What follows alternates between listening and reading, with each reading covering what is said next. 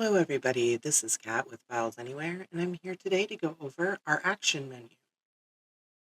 To access the action menu, log into your FilesAnywhere account. You can select an item, and the action menu will appear in the upper right. If you use the drop-down arrow to display the menu, you'll notice a lot of our most used features are available right here. You can edit, download, move files, rename files, and delete files, all from our action menu. Now, what we've also done is enhanced our action menu so that you can access it from almost anywhere. So in addition to it showing up in the upper right-hand corner, you can see it here with the three little ellipses. You can right-click on a folder on the left-hand panel,